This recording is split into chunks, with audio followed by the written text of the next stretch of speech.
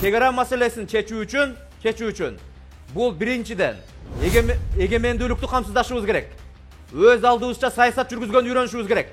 Бирөөнүн этегин кармаганды токтотушубуз керек. Шайлоочулар, мунул кем байлыктарды иштетүүдөгү саясатты да өзгөртүш керек.